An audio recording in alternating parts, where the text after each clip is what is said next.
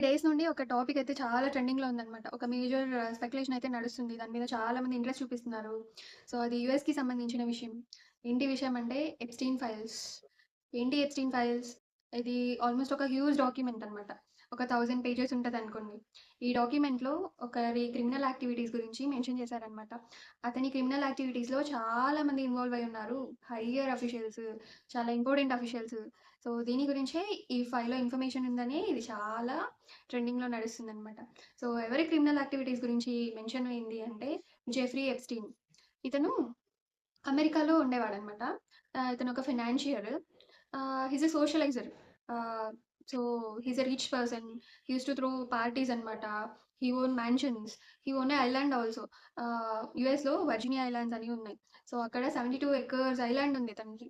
So, ఇతను చాలా మంది పొలిటీషియన్స్‌తో, చాలా మంది బిజినెస్ మెన్స్‌తో, రిచ్ పీపుల్‌తో కలిసి పార్టీస్ చేసుకోవడం, వాళ్ళతో కలవడం, వాళ్ళతో ఫ్రెండ్లీ రిలేషన్స్ మెయింటైన్ ఒక ఇన్‌ఫ్లుయెన్షియల్ పర్సన్ అనుకోండి.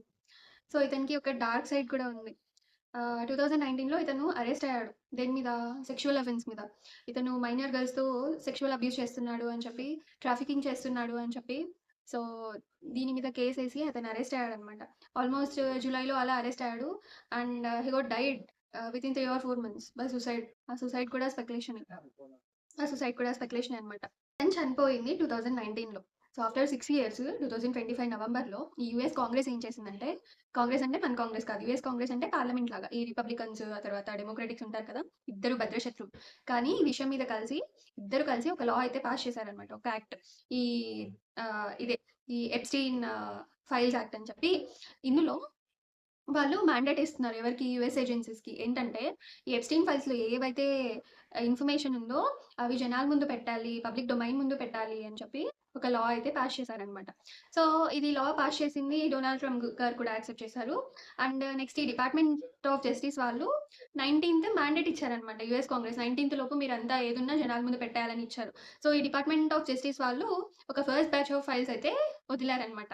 సో, వాళ్ళ వెబ్‌సైట్‌లోనే ఉంటాయి ఈ ఫైల్స్. సో, ఆ ఫైల్స్‌లో ఫోటోస్ ఉన్నాయి, వీడియోస్ ఉన్నాయి, మెసేజెస్ ఉన్నాయి, ఈమెయిల్స్ ఉన్నాయి, వాటెవర్ నాట్ ఎవిడెన్సెస్ ఉన్నాయి. అండ్ చాలా మంది ఇన్‌ఫ్లుయెన్షియల్ పర్సన్స్ యొక్క ఫోటోస్ కూడా అందులో ఉన్నాయన్నమాట. అదే ఇంత స్పెక్యులేషన్ రైజ్ చేసింది. ఇది ఎప్పటి ఇన్సిడెంటో ఇప్పుడు రైజ్ చేసిందన్నమాట. సో, అది వీళ్ళు వదిలింది కొన్ని గంటల్లో కొన్ని డిలీట్ చేసేసారు.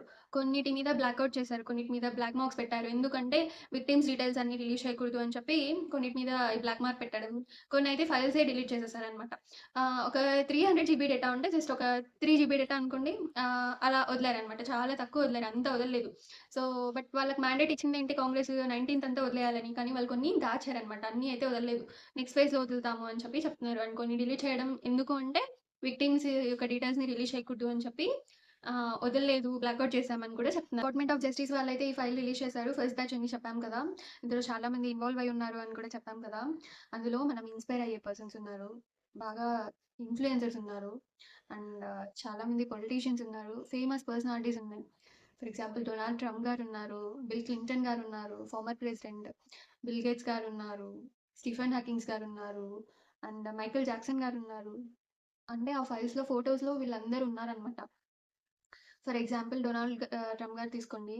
ఈయన మీద 2016లో జాన్సన్ అని ఒక ఆమె కేస్ ఫైల్ చేసిందనమాట. ఏంటంటే ఈ ఎప్‌స్టీన్ అనే అతను ఆమెను మోడలింగ్ చేస్తాను, మోడలింగ్ ఇంట్రెస్ట్ ఉంది అని చెప్పి ఈ ఐలాండ్స్‌కి తీసుకెళ్ళి మోడలింగ్‌లో హెల్ప్ చేస్తాను అని చెప్పి, మసాజ్ చేయాలి అని చెప్పి డబ్బులు ఆఫర్ చేసి ఇలా సెక్షువల్‌గా అసాల్ట్ చేశాడు. డొనాల్డ్ ట్రంప్ గారైతే ఒక విగ్ ఇచ్చి వేసుకొని, "ఈ విగ్ వేసుకో నువ్వు నా కూతురులాగుంటావు" అని కూడా చెప్పారంట ఈమెకు. అతను ఎప్‌స్టీన్ అయితే ట్రంప్ గారి చెయ్యి మీద వేసి, "ఆ అమ్మాయి బాగుంది కదా!" అంటే అతను అని కూడా అన్నారంట. డైరెక్ట్‌గా డొనాల్డ్ ట్రంప్ గారు అసాల్ట్ చేశారనైతే ఆమె చెప్పలేదనమాట. బట్ ఏంటంటే స్పెక్యులేషను ట్రంప్ గారు అసాల్ట్ చేశారు. ఇద్దరు కలిసి అసాల్ట్ చేశారని కేస్ పెట్టగానే చాలామంది ఎక్కడి నుండో థ్రెట్ వచ్చిందంట. మీ ఫ్యామిలీ నువ్వు చంపేస్తాము అది ఇది అని చెప్పి థ్రెట్ రావడంతో అమ్మాయి భయపడి కేస్ వెనక్కి తీసుకుంది. కేస్ అయితే కొట్టేశారు. అండ్ బిల్ క్లింటన్ గారు అని చెప్పాం కదా! ఇతని జతలో ఈ ఎప్‌స్టీన్ అని చెప్తున్నామే, ఇతని జతలో ఒక ఆమె గర్ల్ ఫ్రెండ్ అనుకోండి. అతని బిజినెస్ పార్ట్నర్ అనుకోండి. ఒక సోషలైజర్ అనమాట ఆమె. ఎవరు 'మాక్స్‌వెల్' అని జెప్పి. సో, ఈమె గూడా ఇప్పుడు అరెస్ట్ అయ్యుంది. ఎందుకు? ఈమె గూడా ప్రాస్టిట్యూషన్ నడుపుతుంది, ట్రాఫికింగ్ చేస్తుంది 13, 14 ఇయర్స్ టీనేజర్స్‌ని అని చెప్పి ఈమె మీద కేసేసి ఈమె గూడా అరెస్ట్ ఉందని జైల్‌లో ఉందనమాట. సో, ఈయన ఈమె ఈమె 'మాక్స్‌వెల్' అనే ఆమె బిల్ క్లింటన్ గారిని ఎప్‌స్టీన్‌కి పరిచయం చేశారు అని కూడా స్పెక్యులేషన్ అయితే ఉంది. సో, ఈయన బిల్ క్లింటన్ గారు అండ్ ఈమె 'మాక్స్‌వెల్' అనే ఆమె ఇంకో విక్టిమ్, ఆ విక్టిమ్ ఫేస్‌ని కవర్ చేశారు, బ్లర్ చేశారు. సో, వీళ్ళు ముగ్గురు నేకెడ్‌గా స్విమ్మింగ్ పూల్‌లో ఉన్నారనమాట. ఆ ఫోటో గూడా సర్క్యులేట్ అవుతుంది. బిల్ క్లింటన్ గారు చాలా ఫోటోస్‌లో గూడా ఉన్నారు. ఇప్పుడు ఆయన్నడిగితే మీరెందుకున్నారంటే, నేను జస్ట్ అబ్జర్వ్ చేస్తున్నాను.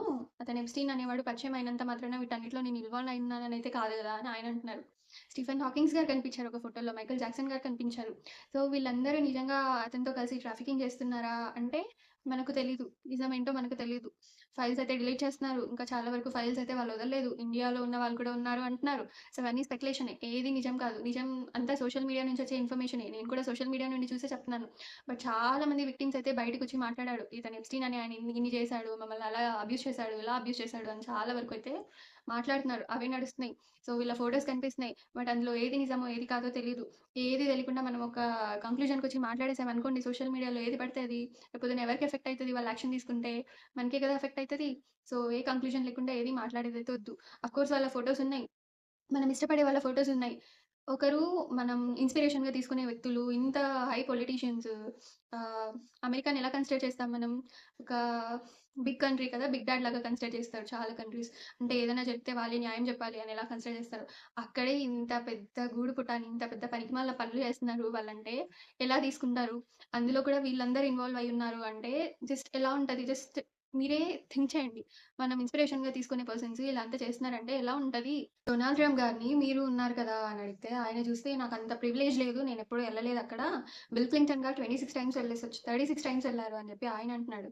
సో, ఇదంతా ఎలా ఉందంటే ఎవరెళ్లారో, ఎవరెళ్ళలేదో మనకైతే ఏది తెలీదు. సో, మనమైతే ఒక కంక్లూజన్‌కి రాలేం. సో, వాళ్ళ ఇన్వాల్వ్‌మెంట్ ఉందనిపిస్తుంది. జస్ట్ ఫోటోస్ ఉన్నంత మాత్రాన వాళ్ళు కూడా చాలా ఇన్వాల్వ్ అయ్యి ఉన్నారు అని చెప్పి చెప్పలేం. ఇదంతా పక్కన పెట్టేస్తే ఒక మెయిన్ డౌట్ అతను చనిపోయి 6 ఇయర్స్ అయింది. ఇప్పుడెందుకు బిల్ పాస్ చేశారు కాంగ్రెస్ కలిపి? అది డెమోక్రాటిక్స్, రిపబ్లిక్స్ ఇద్దరికీ పడదు అంతా కొట్టుకుంటారు. సో, వాళ్ళిద్దరూ కలిసి ఒక బిల్ అయితే ఎందుకు పాస్ చేశారు? అందులో కొంతమందివే స్పెసిఫిక్‌గా కొంతమంది గురించే బ్యాడ్ చేయాలని చూస్తూ కొన్ని ఇన్ఫర్మేషన్సే ఎందుకు బయటకొస్తున్నాయి? కొన్ని ఎందుకు దాచేస్తున్నారు? యూఎస్ ఎకానమీ క్రంబుల్ అవుతుంది. సో, ట్రంప్ గారికి చాలా బ్యాడ్ నేమ్ వస్తుంది గదా! సో, అక్కడైతే యూఎస్‌లో ఏది సరిగ్గా లేదు. సో, కరెక్ట్ టైంలో కొంతమందిని బ్యాడ్ చేయాలని చూస్తున్నారా? అసలు ఎందుకు ఇప్పుడు రిలీజ్ చేశారు? మీరేమనుకుంటున్నారు? కింద కామెంట్స్‌లో తెలపండి. అండ్ ఈ టాపిక్ మీకు జస్ట్ అర్థం అవ్వాలని చెప్పాను. నేనేదో పెద్ద ఇన్వెస్టిగేటివ్ ఏజెన్సీ అని అయితే కాదు. మీకు నిజంగా ఈ టాపిక్ అర్థమైతే, నేను చెప్పింది అర్థమైతే ప్లీజ్ లైక్ చేసి నా ఛానల్ సబ్స్క్రైబ్ చేయండి. సో, ఇలాంటి ఏ టాపిక్స్ వచ్చినా నేను మీ ముందుకు ఖచ్చితంగా తీసుకొస్తాను. షార్ట్ టైమ్‌లో మీకు అర్థమయ్యేలా చెప్తాను. Thank you.